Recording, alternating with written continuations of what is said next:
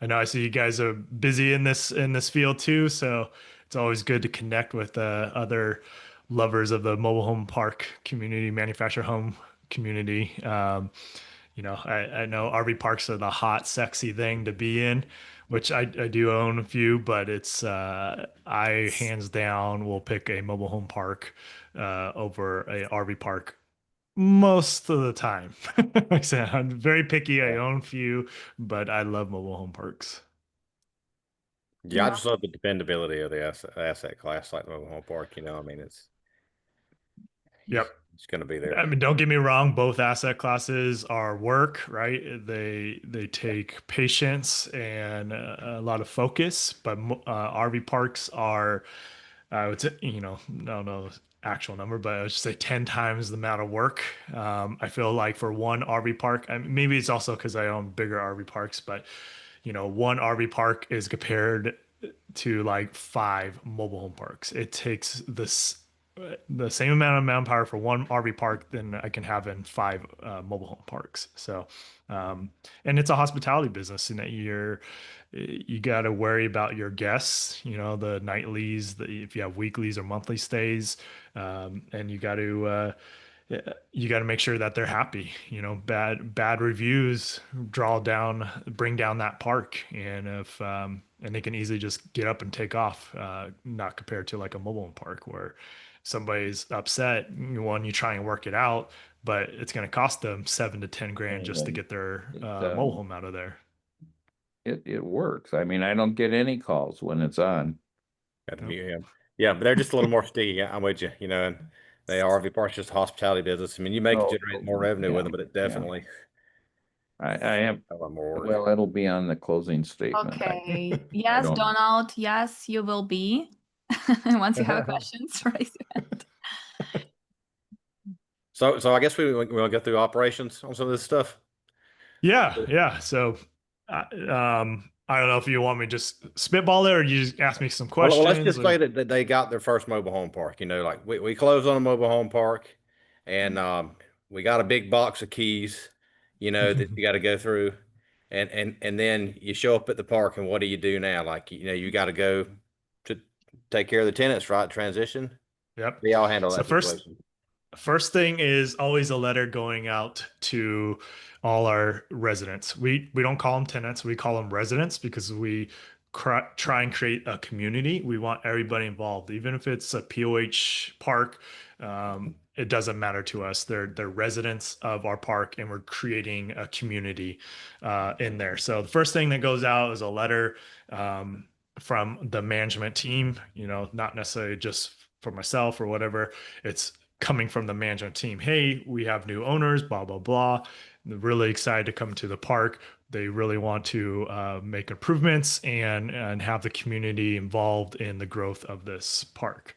Right. So we talk about that, and then we immediately what we do is we start throwing in different raffles and competitions. Like we had a park recently where we just took over, and immediately it was like, hey, if you make your payment on time for November and December, you're going to be put into a raffle for a $250 gift card, right, to Walmart, which was like 2 miles down the road.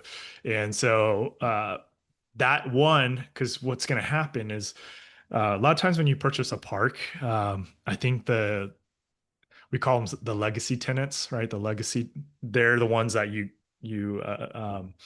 they come over when you purchase. They want to test the new management, right? And it's like, oh, I'm not going to pay. They're not going to give me an eviction. Where for us, we're very strict on that. That's the one thing we learned. Like, if you're not paying a 3 day notice or 10 day notice, what's ever required by your state, is going out. There's no leeway on that at all. So they need to know that we're playing game, and if you're not paying, you're getting a notice and you're out of here, right? So we see that a lot. Like that first month, people are trying to test it, and they Oh want yeah. to know, are you going to be sticklers on the pay or not? So we create that competition, or the raffle to go out right away. We send out the letter introducing ourselves. We try and make it personal, and I um, love how you start off with engaging, like you said, trying to get the whole community engaged, like by the raffle. Exactly. Yeah. And then, we want to hear their thoughts. So we say, hey, please, we always have like a Google Jot form. And we say, please, visit this Google Jot form and let us know what you would like to see happen in the park. What is it that you like? What is it that you don't like? And so we get a better feeling of what's happening in that community. Right. Um, and we make it anonymous. We don't want it. We say, hey, this is anonymous. We don't need your email. We don't need your name. Just let us know what you would like to see happen. And what we want to do is, again, our mission is to come in here and make this a nice, safe community for everybody. And we want to hear your guys' feedback. So it's just, you know, most of the times you're going to find at the previous owner or the manager, whoever, if it's a bigger park, um, they're kind of shut off. It's like, I don't want to hear all this stuff, but we do, and we want to make a difference when we're going into the park. That's awesome. So that's how. So you notify them, you get them engaged, and then do you go out there physically any? Or you or your partner right after y'all Yeah, take so over? we're out there during the due diligence period. Every park purchasing, I'm out there during the due diligence period because what I'm mainly handling on my side is the acquisition, underwriting, and then a portion of the operations, right? And so uh, when I go out there during the due diligence period, I want to make sure that, hey, everything I've put into my performa based on how many units are going to need to be fixed, what other things I'm going to need to add to the capex are in that underwriting. And so yes, we go out there, but we're not meeting the tenants at that point, right? Yeah. And most of the time, the owners or the broker is going to tell you, hey, please don't talk to anybody, and so we respect Oh that, yeah. right? We're not gonna do that. We don't want to burn any bridges, and we don't want to upset anybody, so we don't. But at the time of closing, usually I don't know if I'm out there, but we do have someone on the team that goes out there for that first week, 2 weeks, and just kind of gets the transitioning over, right? At that point, it's go time. You're transferring utilities, anything I was about else. to say because some of the aggravating utility companies actually want you to physically go and sign stuff, even though you can do Yeah. it. Yep, exactly. So, there's stuff like that you need to do. We also make it a point to be involved in the communities of where our parks are at. So we try and meet with city officials. We try and have a conversation or a meeting with the director of HUD for that market. We do a lot of Section 8 VA VASH, and so we're making connections with the directors of those and just let them know, hey, look, this is our plans for the park, especially if it's got a bad reputation or it's really run down, which that's the majority of the parks we're buying. I love the value adds. I love Yeah. fixing up the homes that are currently there and bringing in new homes. One of our parks, we just brought in 15 homes in the last month, right? So I love that because, man, when guests or residents see these new homes coming in, their eyes light up and they know there's real change going on, right? So, Love it. um, Before yeah, Yeah, we I've go into experienced that too. Q&A, Even when sorry. we do renovations and we start to fix up just the outside, or we're spraying the outside and putting shutters on, so absolutely. getting all the Yep. trash removed. When they tell you, oh, we can tell you're serious. Yeah. Uh, And that's a good point. So I'm glad you brought that up because when I started buying with the hedge fund, there was a gentleman that taught me that my buddy I was telling you about, the mobile home park appraiser, and at that one point owned one. He's like, hey, first thing I do is I go in and I actually have a budget to paint all the existing units that are already there, yeah. right? So right away you have yard maintenance coming in, cleaning up, doing the trees, and then at the same time they're painting all the existing units, even if they're tenant owned, right? We still offer to paint it because we know it's going to cost us about $2,000, $2,500 a home, and that's in our budget. Especially if they're older models, like you're going to inherit some later 70s, early 80s, and those are definitely need a paint job. And the other thing that we do is we equip our park manager if they're depending on the park manager. If they're like the handy person, which is who's usually we try and bring in, is they can take care of some small maintenance stuff instead of having a full-time maintenance person or part-time maintenance. We equip them with the power washer. So power washer comes Yeah. in and sprays down everything. And that right away makes a huge difference because you'd be surprised. Like a lot of these owners have not done that for years and years and years. And if you go and go through the park, a lot of these homes have like moss on it, and just stained and not good looking, right? So, Yeah, the paint, like you said, it's the cheapest, easiest, just oh yeah, visually change that and the trash gone to the whole park. Um, yeah, yep, it's super rewarding after that's gone. You go through there and you feel good about it. Now you yeah. mentioned right then about the park, your park manager or greeter. So let's say you've got the park, we went in, we've cleaned the trash out, gave the tenants their notices, probably electronically. Do y'all do that? Yeah, so first thing is letters, hard, Okay. everything's done by on paper. And then yes, we're trying to move everything over to email communication after that point. Okay. But And do y'all use it's any kind of physically put software? in the door of every single unit, right? Yeah. And it's a That's how bright I've done it color. too. I It's a haven't. bright colored. It's not red, it's not a yellow, so it doesn't look like a notice or anything like that, right? But it's usually like a neon green or some lighter color that just Friendly looks. color. Yes, exactly. Yeah, like we call it Easter egg or Easter colors, right? Okay. Before we go to Q&A, we have people that have questions. Can we step back and can you tell us how did you start it in mobile home parks? What are you doing? What you focusing on? Just so if someone doesn't know you, they will know how to reach. It's pretty obvious how to find you. We have QR code, but just tell us about yourself.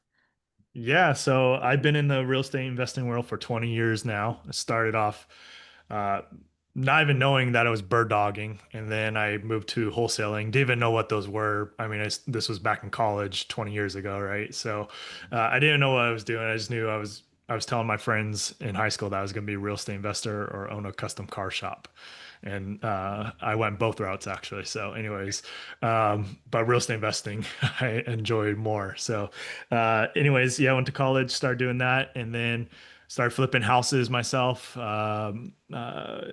throughout California, where I'm from. And then I actually did my like 3 years later, did my first virtual flip in Atlanta, Georgia. This is back in 2008. I did a virtual flip, which was scary as heck, but I did it. And it just opened up my eyes that I can be doing this kind of anywhere. So I did a lot of virtual stuff. But then I was asked to work with a hedge fund. Actually, I was kind of I was going after them too at the same time because it was a hedge fund that I looked up to because they always were ahead of the curve on different asset classes and just was very well known. They're based in San Diego. That's how I ended up. They moved me to San Diego, Oh wow. and I became their director of acquisitions. And with them, helped them purchase over 5,000 plus properties, including multifamily, single family, mobile home parks, storage units, all kinds of condo conversion, all kinds of different things. And so I really honed in on my skills on the underwriting side. At the time, I also had a good friend who was a mobile home park appraiser, and he had bought his first park, and we were just going over the numbers. And funny thing is, we were supposed to partner up, but I was so busy I didn't. Now that guy owns 90 parks, so he's flying high. But anyways, I got the hedge fund to start buying parks, and I helped them buy their first 10 parks. They now own. I'm still in touch with them and know the partners in that, but they now own 50 parks themselves, so they're doing pretty good. But that's how I got started in that space, and then I kept flipping houses, and was till about 4 years ago, 3, 4 years ago. Started buying for myself, and I'm shooting myself that I didn't get into it sooner, but it was hard when I was collecting checks from these flips and seeing those big whops of cash come in, and you're like, why am I going to go spend time on a mobile home park, which is a slower play, but it's where the true wealth is, right? It was on Tyler and Arena earlier. It's like this is the retirement. Like you only get a couple of these parks, and you won't have to work for the rest of your life. So. Yeah, that's right. And they're definitely a little bit longer plays. Not saying that it don't cash flow sooner, but they're just Hmm. more involved, like you said, than a flip. Hmm. That's a little bit I mean, there's delayed two ways gratification. you're going to make money in buying these parks. Is one, you're going to get a already seasoned asset that is performing already, right? An already stabilized asset. And where you're going to make money on that is you better be really good at negotiations, and hopefully you get an amazing deal. Maybe you're a Pace Junior and you could work out some amazing deals. Yeah. But that's like a 1% of the of deals out there, right? That happens. Not saying it doesn't, because you have one, but most of the time these are kind of longer term plays. And where you make real money and have huge returns is the value add stuff. But they are a lot harder. It's like with anything, right? If you're going to make more money, usually it's because there's more risk to it. And so you really, really got to know what you're doing. And it's not like I came from, flipping houses, and my partners came from building ground up multifamily and owning multifamily, and we did that. So it's not like I jumped into it right away, not knowing anything about real estate.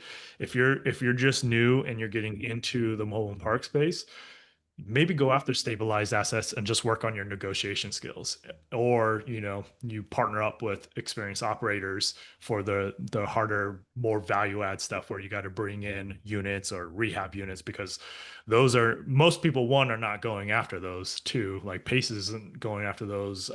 I don't know too many people that are going after those type of parks, but you have to have the experience to be able to handle those, because they're year, 2 year, maybe 3 year long projects before you start seeing consistent cash flow. This is a good point, because that's exactly what I go have as value add properties. Yeah. Infills, remodels, um, that same thing. And even though we're making money with them, and I am cash flowing significantly with these parks, but it's been because I've been able to buy used units and put them in there and Mm. rehab. Yep. Um, and a lot of that money's been reinvested because I didn't raise any capital when I got these. So even though what I'm getting at is, even though I was making money to do the infill, we Hmm. put back in. So it's still been capital intensive. And the longest one I've owned is about 4 years. And you can see the difference. Oh You yeah. don't have any more of the problems that you had originally. Once Yep. it's seasoned like that. Yep. Exactly. Love it. That's amazing story. And we're grateful to have you here today. Well, Absolutely. yeah. We Love have for a couple knowledge. questions. Okay. Hi, everyone. This is Hello, Goncha. Goncha. Goncha. We've been chatting by email. Yes. So on the emails that I received from you, there's no name. So I'm not sure if I'm talking to you or somebody else. Well, that was my team, but I see the emails going through. Okay. Yeah. Awesome. So I have I have a lot of questions, but so this is a value add deal. Hmm. And I've been Is working this on this. the one you sent over? Right, right. Okay. So originally it was 44. We were told 44 pads. Hmm. Then it was 49, but now they did they checked the addresses, and then it's cross-reference. That's the word I'm looking for. Anyway, so it's 48. And Hmm. there's an office building also. And there is a wash house that's being built right next door. And there's another mobile home park next door as well. So Hmm. the demographics there, the tenant shortage will never happen because it's right by the largest military base Yep. that's in the US. Okay. So my question is, I had a long conversation again with the agent. So instead of the number that I think they're thinking, the 1 million, Hmm. can we put an offer where we say we offer 700 or 750,000 dollars cash or whatever, or give a creative offer. If you do seller finance, we'll pay you more. Yeah. And then can we build some kind of offer like that? And another question is, if we end up doing this deal, do we have to put homes immediately? Can we just do it gradually and get maybe lease to own deals or whatever? Because as the more I learn about mobile home parks, the more I Hmm. realize you do prefer tenant-owned homes, right? Because it's easier. Am I mistaken? Yeah, I mean, I have a different business model than most, I would say. I Okay. don't care about POH. Actually, Okay. our business model is POH heavy for the first 10 years. Okay. Um, then I switch everything over and move over to an RTO. So then another Okay. 5 years of payments, and then it's a TOH park. That's my business model. So to Okay. answer your question though, because I actually was underwriting that park this morning and looking at it because the team said, hey, this one, you need to look at it. One, the price was too high. Just Yeah. you're 100% right. Right. It's a heavy. It's a full infill park. 8 of the units. It looked. I think. I mean, I could. 8 It's right. occupants only. Yep. Yes. How many So But pads? there are a lot of homes. So she thinks that we might be able to use some of the homes. We don't have to replace every single home. Yeah. So in my underwriting, I accounted for half of the homes potentially just Okay. rehabbing, and then you're gonna. The other half again without going through and having the exact details of the park and what's going on with each unit. Mhm. So I did half of the 20 something of the homes being able to rehab, and Mhm. then the other 21 having to tear out, so you got to count for $3,000 to $4,000 per home for Right. demolishing them and Right. take them out, and then bringing in new units. Okay. Now, uh, could you do this on a slow play? You can, but the problem with that is your returns are going to diminish. And so, if True. on a project like this, right, you have to, if you're raising capital, if you're Mhm. fortunate enough to just bring in your own capital, it still isn't a great return. It doesn't matter. But if you're raising capital and you got returns, most of my investors, they're wanting a 5 year basically refinance so we can get at least 80% of their capital back, right? Most of the time it's Okay. 100% is how we structure the deals. And so if you do this on a slow play, by year 5 and you're going to refinance, you're not going to have that value to be able to refinance and get their cash back. And so that's where doing the slow play, if you have investors, is just not going to work. And even Hey, if you if thank you you. have even if you have no investors and you're getting traditional financing, which on this park you just can't get traditional financing, right? It's just not going to happen. I don't know if I've talked to a lot of different lenders that I don't think would lend on this thing, period. But Hmm.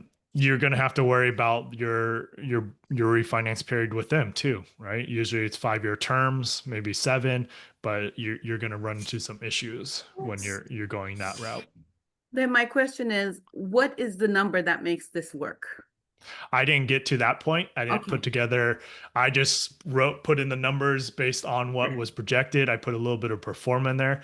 I was, I was telling Dorina and Tyler, Wednesdays are my big team meetings. We go over all our parks and all our staff is on there and we just make sure things are running smoothly, right? So I was going to finish up that So later also today and the see what's going pad on. pad lease, pad rent, she said on average, the area charges 450 per Mhm. pad. She says you can Actually, do yep. 500. I put it. I made a quick call to somebody I know that owns out there and asked them what they were getting for pad rent, and yeah, so I got it for at 425 is where I had it at. Okay. Yep. Cool. But yeah, and then the rents, I think I had them at 900 fixed up, and then new units at about 1050. I Again, just by calculated, calling and finding yeah, out yeah. what's the going rate out in that area. I And calculated that's, 950, so I was on par. Okay, cool. yep. And so, it's a good thing to bring up. Like if people are looking at parks, like how do you find out these numbers? Well, it's doing your market studies, right? Right. And actually, I was just talking about this yesterday on our underwriting Zoom, but it's calling the parks and I don't act like, well, I know the owner of this park, so he knows whether he doesn't care. You shouldn't have competition. You should always be collaborating, right? So, anyways, but if you didn't have that connection of somebody that owns the park nearby, then you say, hey, you call a park and you act more like you're trying to put your mother or a relative into the community, and you ask them, hey, do you have any units for rent? If they do, great, get that information. A lot of times they say, oh no, we don't rent homes here. You say, okay, well, I mean, if I was to buy one, or do you have any for sale, what would the cost be? And I don't Yeah. say what would be the pad rent, what would be the lease. I try and act like I have no clue anything about mobile Yeah. parks, and that's how you're going to get some numbers. And you want to do that for all your surrounding parks within, I'd say a 10-mile radius of that Right. park, because those are the options for everybody. So I built great relationship with this agent, Hmm. but I do a lot of research. I don't just take the word out of somebody and go with Absolutely. that. So and I'm a researcher. I have an engineering background, so I have done a lot of research. And I did call a couple of parks. I looked online, the rental mobile homes also. So on Hmm. average, that's how I got to 950. So Yeah. cool. Okay. Cool. Yeah. And I'll Speak. finish that up today, and then I'll be I'll sending you respond more back to you. information. I'll send Okay, more cool. information because she's getting ready to send me all the pictures that they took. So she's gonna send it to me by tomorrow. Once I get it, I'll forward it. If we can work out, an offer where well, pretty much low ball or whatever number makes sense to us. And then secondary option, hey, here's your creative offer. If they take Yeah. it, great. Yeah, here's the hard part too when you start getting into just all cash offers.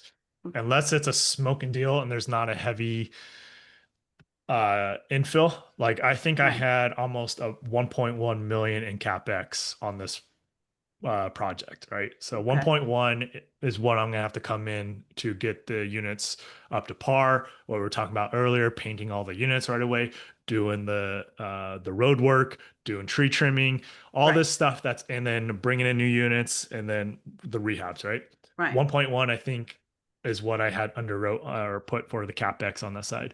So now you got that 1.1 plus your cash. If you were to look at this thing and look at it based on an IRR or your return on investment, you're coming in very cash heavy, and that's where you're going. It won't it usually doesn't work out. Where cash offers work great is if you can get a already stabilized project where you don't have to Mm. come in with a whole lot of capex, but they're willing to take a lower offer because you're not going to go through the whole financing option and you're going to close quickly. That's usually when cash offers make sense on an asset like this. Otherwise, it's drawn too much and your returns diminish, right?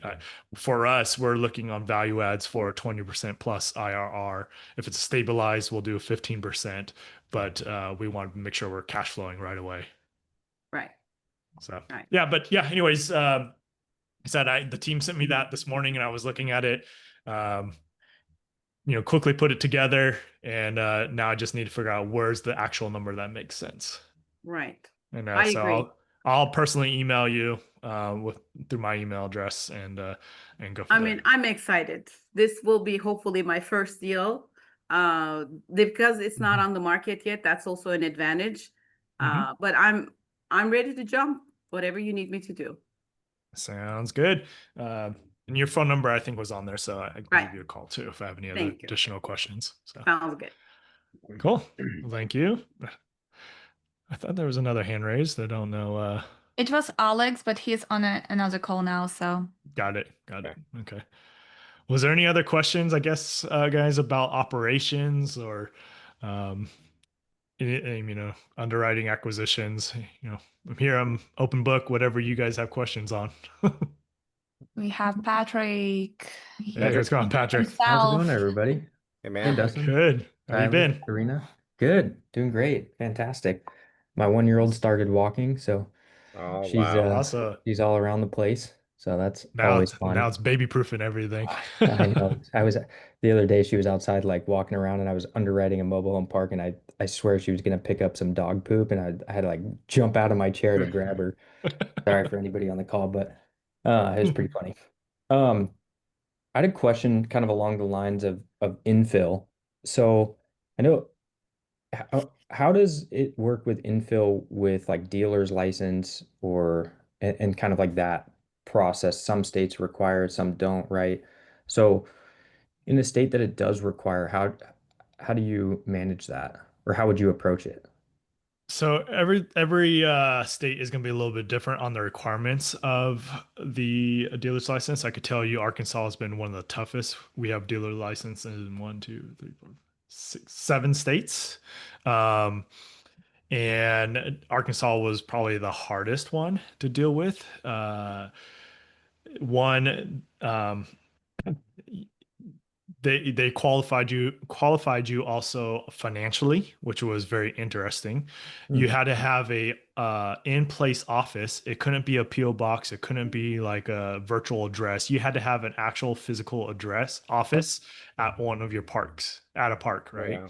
Which is very interesting to me because if you hadn't, you know, had experience or had other parks, that I don't know what you would do at that point. I guess you designate one of your units as an office, but they actually came out, which was very interesting. They wanted to make Really? sure you had a locked filing cabinet.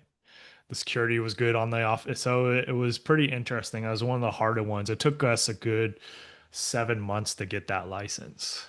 Wow. California was a breeze, which you would not expect, Really? right? Yeah, It California should be was a the breeze. opposite. You would think, right? Yeah. Yeah. No, yeah, that was easy. Pennsylvania is okay. Missouri, okay. Missouri was a little harder. But yeah, it's yeah, so it just kind of really depends on the state and the different requirements on it too. Okay. But That's it's good to know. definitely something like you should research before closing on a park because if your underwriting is to infill, let's say 10 units that first year, um, I it's a gamble, right? So when I underwrite, actually, I don't show any infill for the first year because that first year could be a lot of different things of waiting, delays to get your license to purchase homes, and depending on when you close and what year, I always when I underwrite is do it a year after the first year is when we'll start infilling new units. Mainly what we kind of do is any existing units that can be rehabbed, those are the ones we focus on first. And we can knock out, 25 the first year if we needed to, because we, at this point now have just a traveling construction team. So we'll just bring them to park, depending on That's pretty cool. what we're doing. Yeah. So it's just something to keep in mind when you're underwriting is just don't, don't hope don't hope that you're going to infill a bunch of new homes that first year. It's going to take a little bit. Okay. That's good to know. Thank you. I learned that the hard way. Yeah. That's how I know. So, I appreciate it. Thank you. Yeah, and yep. I haven't infilled with new homes. I've been infilling with used homes just because in my market, that's kind of the financial, it makes more sense to do that. It didn't support or in the markets I'm in right now. So I haven't had to have a dealer's license at this point for that. So And so And how would do you you do say, that? Or Tyler, go would you ahead. say there's delays though on even like finding used homes sometimes? Like oh, that can also definitely. be a struggle, right? Like I mean finding the it's right used home. yeah, that's definitely. I mean, like we're buying them off Facebook Marketplace and Hmm. things of that nature. I mean, it's basically an acquisition, like a direct to seller acquisition, you know, Yep. Yep. just for a mobile home. Got it. Okay. That's good to know. Appreciate it. Thank you, guys. Yeah. Yeah, good to see It's you, good seeing Patrick. you, Patrick. You too. Any other questions, guys? Anything in regards to, I mean, anything mobile home parks? Dustin, if you why don't you talk a little bit about the like after you take over a park and you have to choose like you have your park manager or a park greeter, and then Mhm. what are the duties that they would have versus your in-house manager? Because you told me y'all have basically the managers on your team over like a Yep. district parks. Yeah, so we have like district managers that are going to see high level. They're going to be ones dealing with the day-to-day stuff with our park managers, the ones that are actually physically based in that park or near that park. We don't always necessarily require that they have to live in the park, but they have to be within a few miles, right? A few minutes. And they have to be the ones to take any emergency calls and stuff like that in case of that. So, first thing we do is when we're in the due diligence period is we're also interviewing secretly the current park manager, right? Why is this park in the condition it is? Is it because of the owners, or is it because the park manager is not relaying information or doing what they're supposed to be doing that the owner's asking them to do, right? Perfect example. We were in escrow on a 52 space park in Washington in a pretty dense market, right? Um, and this is direct to seller, but the owner wanted me to talk with the park manager and just deal with the park manager. I guess it's been the same park manager for I think 10 years or something like that, maybe even longer. And the owner didn't own this park. This is the first mobile home park they owned. They came from multifamily, and they hadn't been to the park in over 5 years, right? Which is kind of astonishing to me. Like no one from her team had gone to the park, and they have a Wow. decent portfolio of multifamily. And I'm like, what? Why would you not send anybody to this park? They 100% trusted this park manager because they poached her Oh, from wow. another multifamily ownership group and really liked her, right? Thinking Mhm. that she was amazing. She's feeding us all this good, all this great. I got this, I have this, I've done this. I brought this park from 50% vacancy to 95, blah, blah, blah. So we get to an agreement. We go into escrow. We start doing our due diligence. I have one of our GCs coming out there.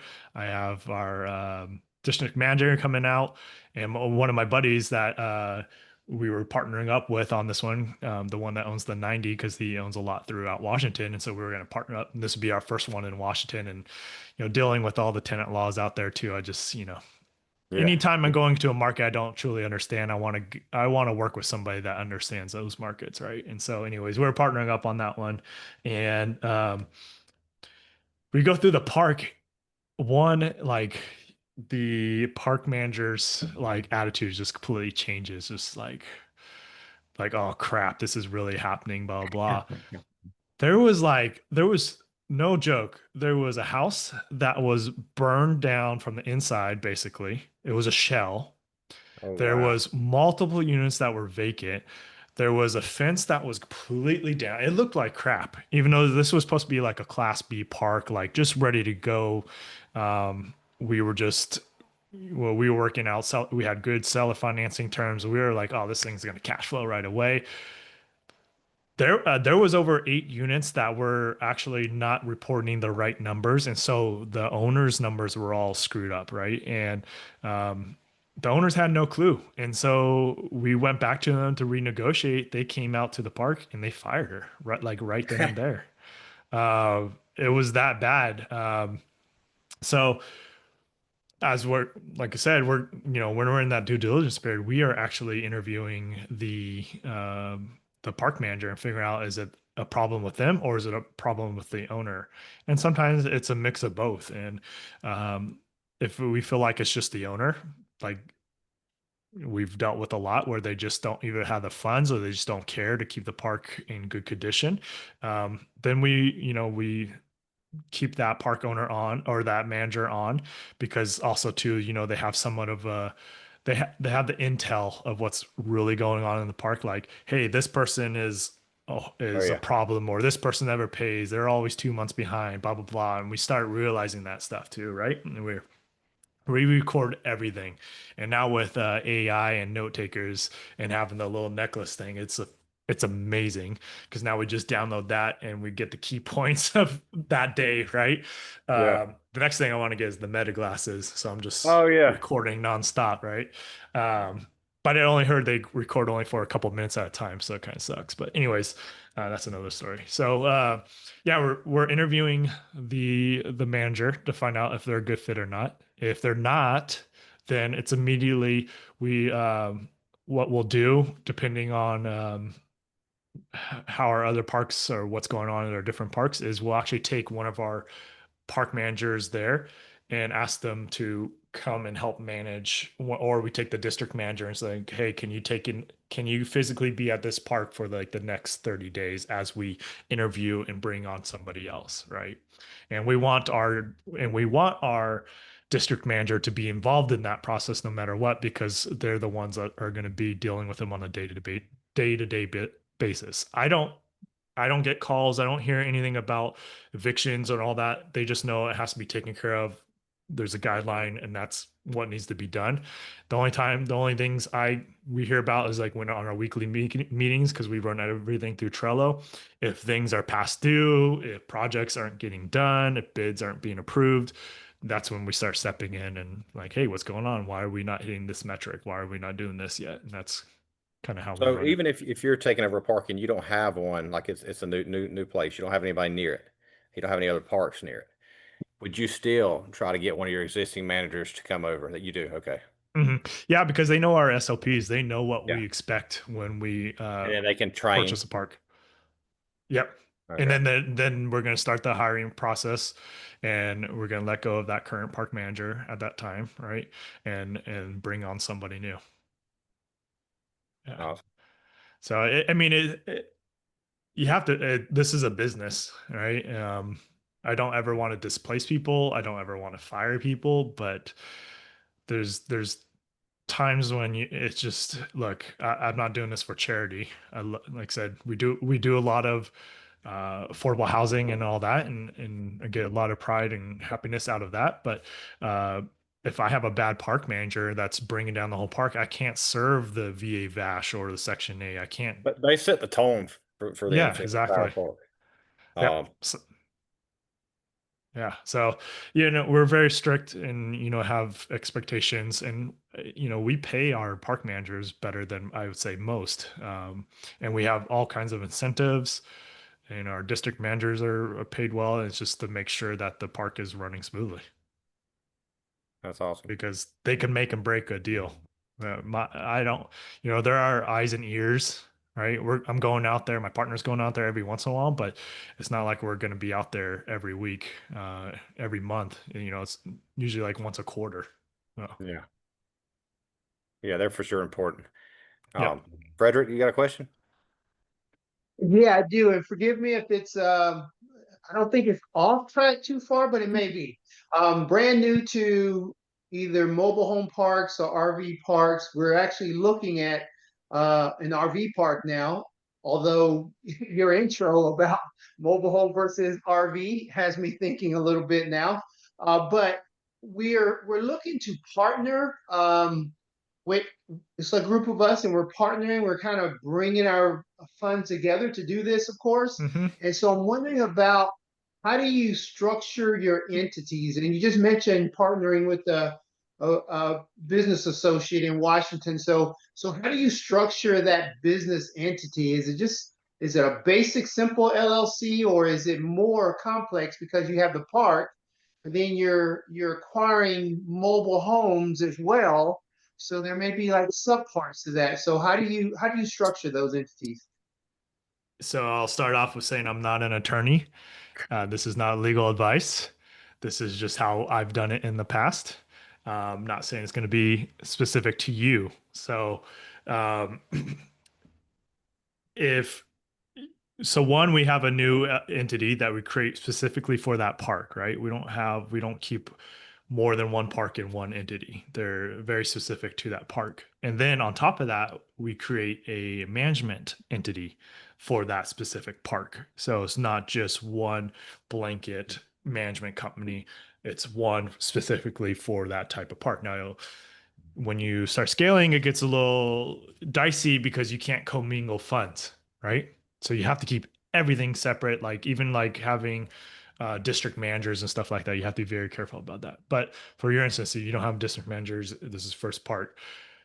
You have other partners are coming in. You're gonna not give me advice. What I would do for me is I would create a entity specifically for that park, and then my entity, my LLC, and this is what we did in the past. And my partners or friends LLC, whatever, is coming in. So now we're partners of that new entity that owns that park.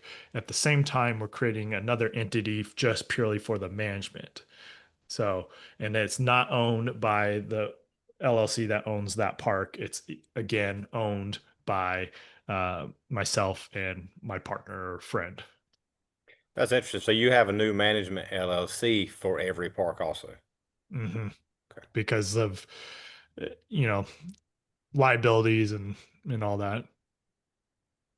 So one of the things we're thinking about, and again, too, I know you're not a lawyer. Would you consider this for one of yours? Is we have a holding company with all of our folks in it, right? And then Hmm. for that park, right, we create like a property entity under the holding company for that park.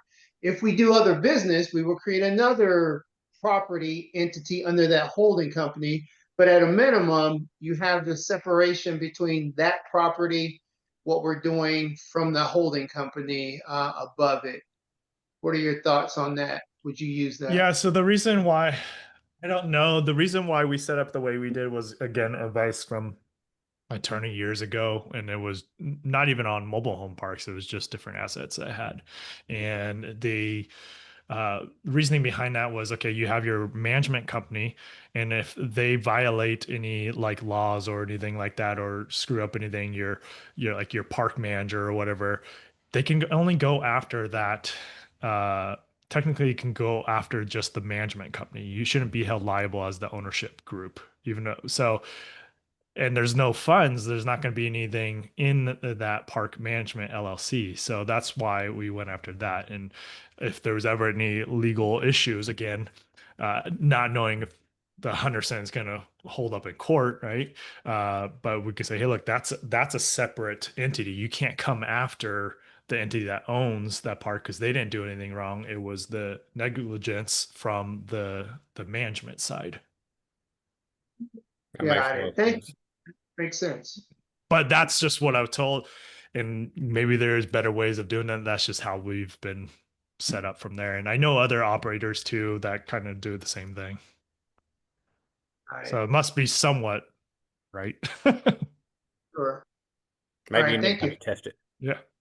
Yeah. I don't ever want to test it. I don't ever want to get to that point. It's just, it's kind of like, do you get insurance or not get insurance? Hopefully you don't ever have to use it, but if you have it, it's great. Hmm.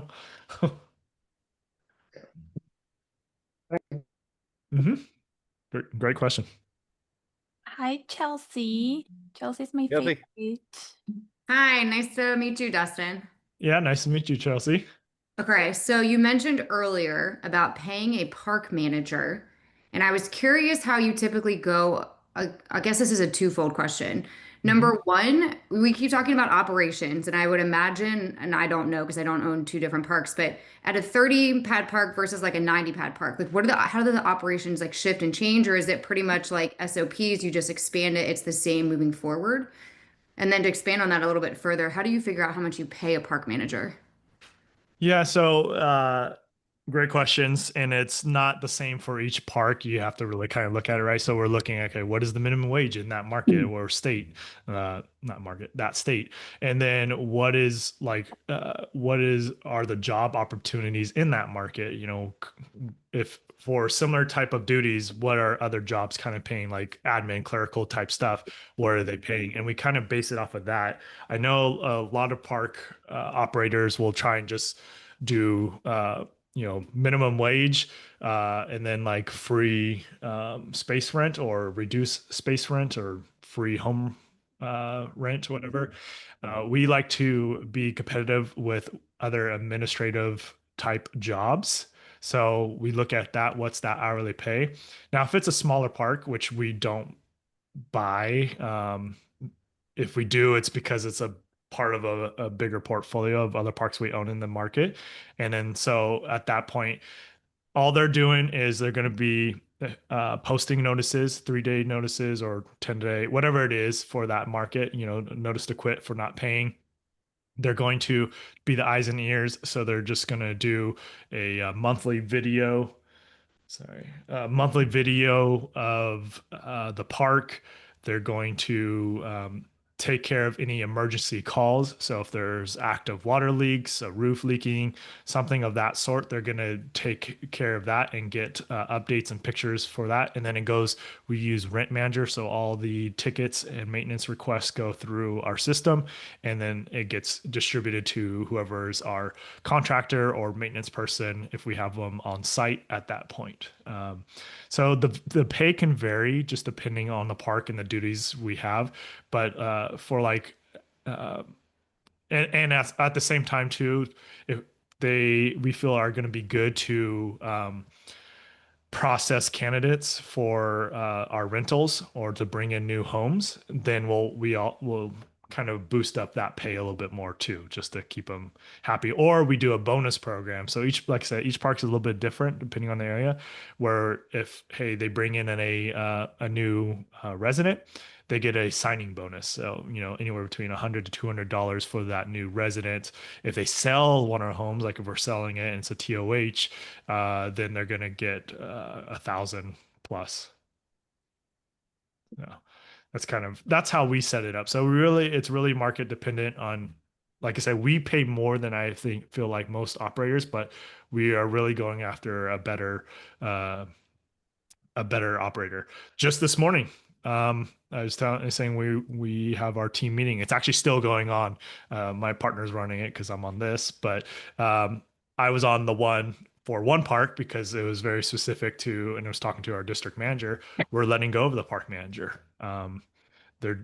They are not doing what we've requested. We know we're paying them very well, and we send secret shoppers. Right? We have secret shoppers that go through our parks, call saying, "Hey, I'm interested in a home for rent, blah, blah, blah. How long does it take them to get back to it?" We do maintenance requests. How long are they out there before they actually get to it? We have it in this specific park. We have an office, and they should be at the office between certain periods of time. So if they're not there, they put "we'll be back soon," and then their numbers should always be on there, right? And just too many issues. The secret shopper went by there, grass was super high, and this is a park that we're selling new homes in. We're selling them, not even renting them, and and we've had this conversation multiple times, and it was, third strike, you're done. And so we're bringing in the district manager to cover for a little bit until we find someone new that can cover it. But back to your question, it's very market specific on what we offer, and we try and stay competitive, not just to like mobile home park pay, but like I said, administrative assistant jobs. Yeah, no, that makes complete sense. And I would imagine you can kind of apply that to anybody that you're hiring. If you're doing like a full-time maintenance man or something like that on site, you could do the same thing. Yeah, absolutely. Throughout my career, and I've had other businesses, I've really found that like you pay what you get for, right? And like or you get what you pay for. That's the right saying. Anyways, and so yeah, and when there's key roles like that, like I'm willing to pay over a little bit over like what market or above, because I just I don't want to deal with that headache. It's just more of a headache that if you have the right personnel in place, can really make or break a business, right? We just hired someone on our internal team who she is our business development director, and we went more than what I wanted to pay for the position, but once we interviewed her, we knew she was like the person to go with. And we have a lot of ground up projects in California and other stuff, and so we have a lot of relationships with city officials, and so we want her, as we're expanding into other markets and getting into different programs, we need somebody to be able to be that face of our company and have those relationships until then myself or my partner can like have a face-to-face meet with somebody. But in her experience with project management and all this other stuff, we were hands down after we got off the interview with her, we're like, yeah, we're going to pay what she wants. We're going to do it because so just because we know now, it's like, look, having a great employee can really help a business grow. And I truthfully can't say that without the people that are on my team now, we wouldn't be where we're at now too. So Yeah, and you can say that for the opposite. It can really hurt a business if you don't have the right person in the right position. It's So such a headache. If you think about hiring somebody and then they take off 2 or 3 months later, or they just keep screwing up, I mean, how much time and effort you put into training them, right? Plus the money and all that. It's just doesn't make sense. It's horrible. all right, and then I had just one, hopefully this is quick. So from our operations perspective, I know you mentioned you guys you don't have small parks. I don't know what your number small means because my small number is probably a little bit different than yours, but let's just, 30 for small and 90 for a larger park. Is the operations typically you create your SOPs and then you're able to kind of transfer that, or does it start to change after you get over like a certain number? Yep, same SOPs. Yeah, everything is the same. There's expectations that we want to see happen on management side and things to pertain. The only difference is, like I said, if we're having them involved in the leasing and the selling of units. Yeah, our district managers, they know that it's the same SOPs for them, no matter what, no matter where the territory, the area is. I appreciate it. Thank you. Yeah. This is amazing. Dustin, do you have time to answer one more questions? Yeah, I got about 15 more minutes. Just let me answer one text and then I'll be good to go because my partner's texting me real quick about something. He needs you back in that meeting.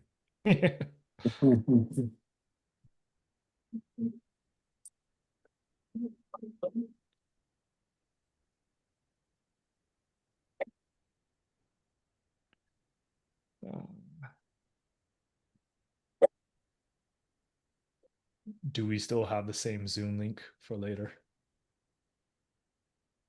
Okay. All right. All good. Sorry. No, you good, man.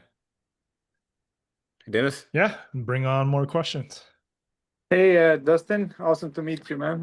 Hey, Dennis. A lot of good information and dropping gems today. Just a quick one.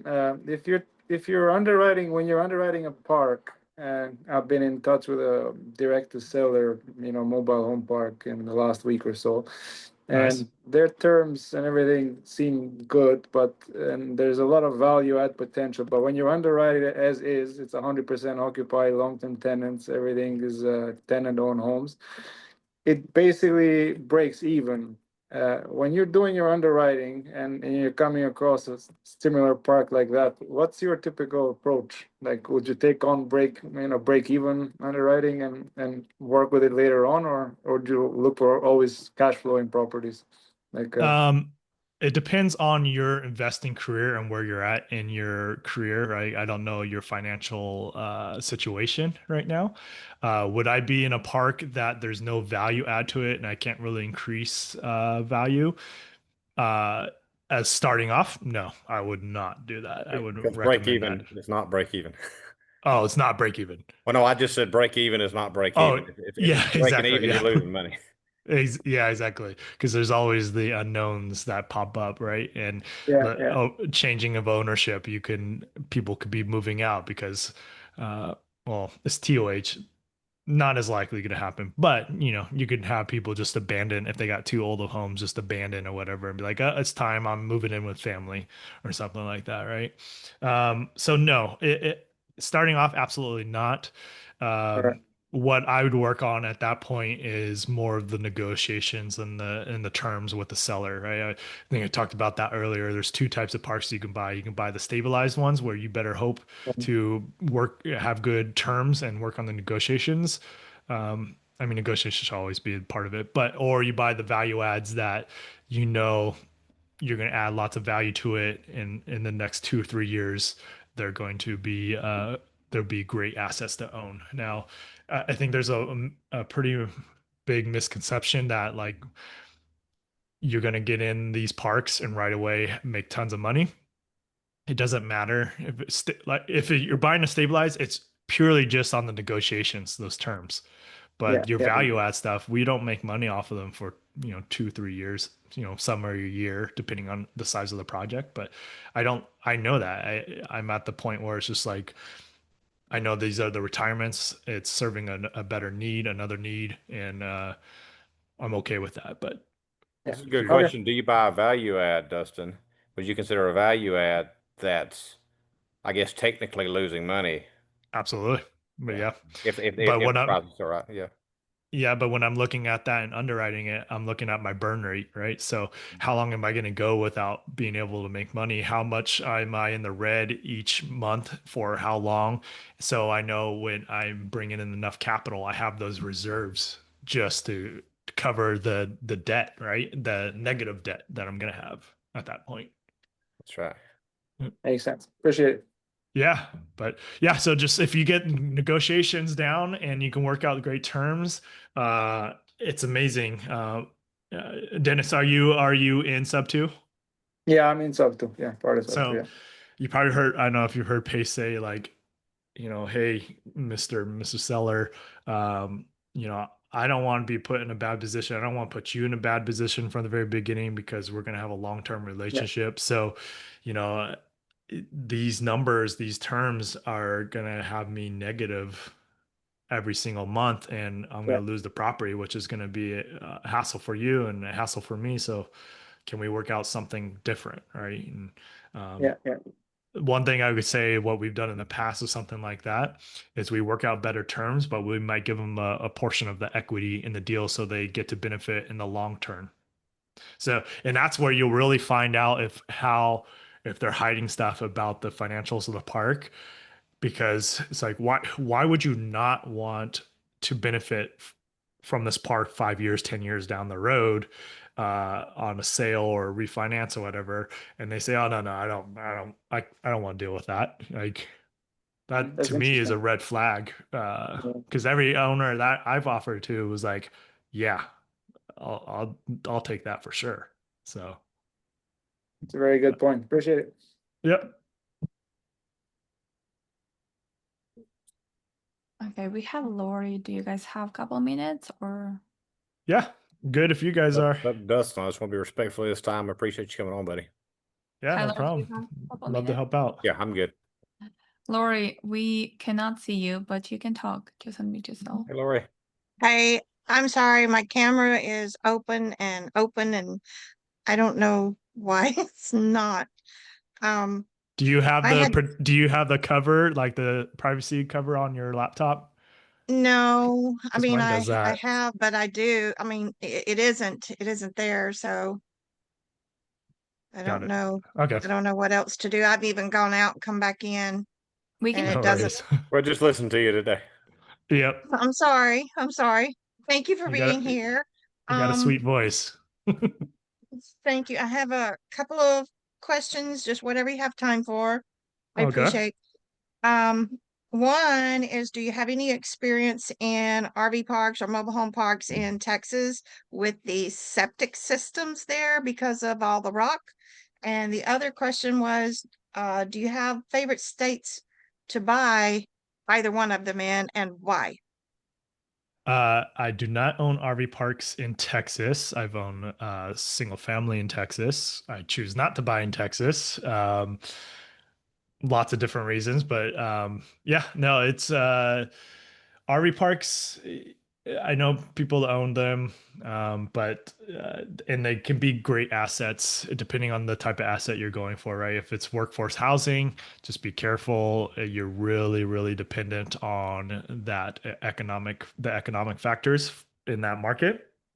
And Mhm. if it's workforce housing, and that contracts or whatever that sector is dwindles down, then you're going to run into some issues. So I choose not to buy mainly in Texas in those kind of areas.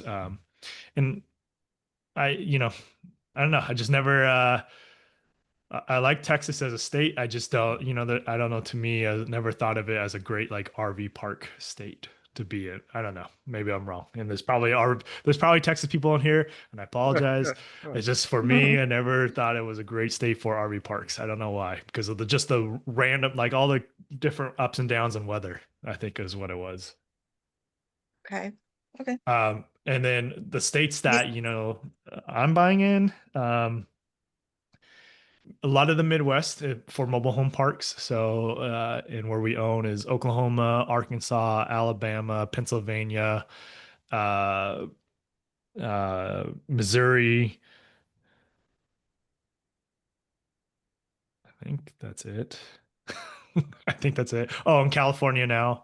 And where I will buy RV parks are that's for mobile home parks. And where I'm buying RV parks only because I'm kind of selfish in this way. I want to, when I'm done working, when I feel like I just want to cruise in my RV and visit my RV parks. So like we own a big one in San Diego, where I used to live, but buying California, Oregon, Washington, Idaho, Utah, Arizona.